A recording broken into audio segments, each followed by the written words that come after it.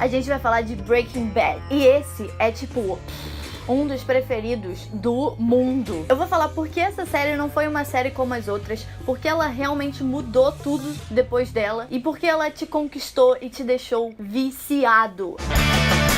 A história é sobre um professor de química, um fofo, um ingênuo, um neném, e descobre que tem câncer de pulmão terminal. E aí, esse fofão se transforma no novo Scarface do Novo México. Eu tô com muito medo desse vídeo ficar com 15 minutos, mas eu juro que não. O cara se transforma no magnata da metanfetamina, vira o brabo. Cara, um dos pontos principais, logo de cara, assim, que eu vou falar de Breaking Bad, e por que ele é tão importante, e por que ele fez tanto sucesso, é que, principalmente, ele foi uma série que ela começou com um propósito e terminou no time certo. O que acontece com muitas séries que dão certo é que a produção começa a enrolar demais, começa a estender, começa a ter novas temporadas que, sinceramente, não eram necessárias pra história. Algumas séries dramáticas, elas tinham um roteiro muito bom e aí se levava, sei lá, num elenco incrível. O que acontece em Breaking Bad é que um elenco incrível e você tem uma produção de cinema, você tem uma fotografia absurda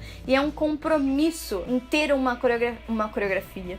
Ter uma fotografia que não só signifique uma estética, mas que tem tudo a ver com tudo que eles querem dizer. Só pra falar do Bryan Cranston, ele era comediante, ele não era muito conhecido. Uma das primeiras escolhas ousadas do diretor. Meu Deus! Quem não ama o Walter White, certo? Ganhou Emmy, ganhou tudo, ganhou muito merecido. O episódio piloto de Breaking Bad já é muito, muito espetacular e que já começa a ser diferenciado das outras séries, que normalmente não tem um episódio piloto muito bacana. E Breaking Bad é surreal. Ela não tem medo de se zoar, sabe? De não se levar a sério. O primeiro episódio, a gente já vê o Walter White de cuequinha no meio do deserto. Então também é uma opção de contar a história de forma atemporal. Uma coisa que Lost já tinha feito 4 anos antes de Breaking Bad. No último episódio também tem umas coisas bem parecidas com a última cena de Lost. Falando agora do personagem em si, essa discussão que rolou muito de será que o Walter White ele era um cara bom e ele se tornou um cara mau? Ele não é um cara bom ou um cara mau.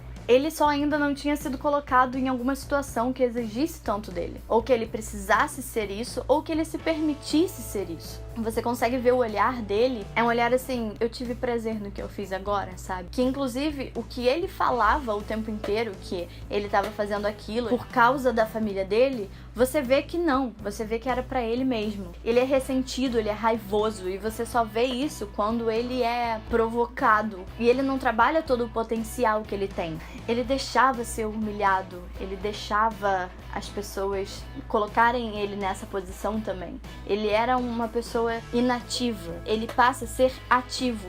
E aí ele coloca tudo o que ele na verdade gostaria pra fora. I am the danger. Foi uma das primeiras séries que fez uma mudança muito drástica no personagem principal. O personagem é criado pro público ter uma empatia por ele, sentir que conhece esse personagem, dessa forma você consegue se relacionar. Mas o que o Vince Gilligan, que é o diretor, foi o contrário. Ele falou, mano, eu vou pegar esse cara e eu vou destruir ele, transformar ele em outra coisa. E o mais incrível é que dessa forma é que a gente consegue se relacionar com ele. Minha câmera acabou a bateria, então eu não sei de onde eu tava. Anyway, o importante é que a série tenta fazer isso com a gente, pra perturbar mesmo a gente, pra fazer a gente pensar, pra incomodar a gente. Ele mudou tanto que, na real, lá no final, ele nem consegue ser o que ele era antes, porque ele é aquilo. E aí você pode se perguntar se, no final das contas, ele ganhou ou perdeu. Mas, de qualquer forma, ele conseguiu o que era mais importante, que era o quê? O legado dele.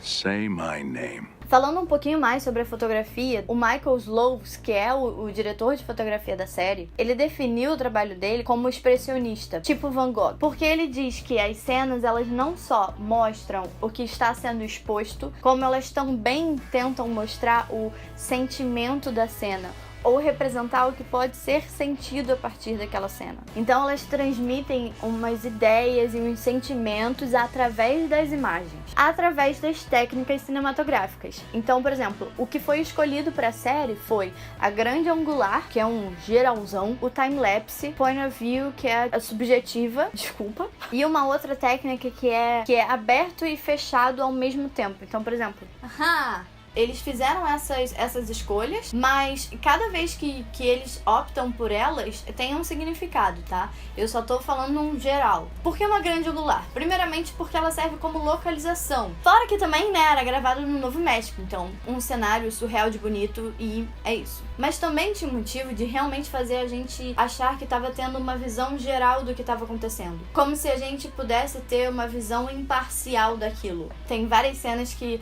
vai acontecer alguma coisa muito bizarra, sei lá, alguém vai morrer e aí eles estão eles estão mais fechadinhos e aí o cara vai apertar o gatilho, aí você espera close maior e na verdade eles fazem o contrário, eles abrem a cena. Time-lapse é, né, pra mostrar literalmente passagem de tempo, mas uma interpretação junto também com essa grande angular é pra mostrar que o mundo não para enquanto essas coisas estão acontecendo. A ideia da subjetiva é alguma coisa muito, muito pessoal, então como se ninguém estivesse realmente olhando, então você não é um espectador, você faz parte daquilo. E aí dá essa ideia meio de não poder fazer nada. Não que você pudesse fazer em outros enquadramentos, você não pode fazer nada. Ou também é botar a câmera no lugar da cabeça de outra pessoa, então é pra você ter o olhar pro Walter White como se fosse um outro personagem ali. E o enquadramento que eu demonstrei da Arlequina é só pra reforçar mais toda essa ideia que eu já falei. No primeiro episódio, o Walter ele fala que química não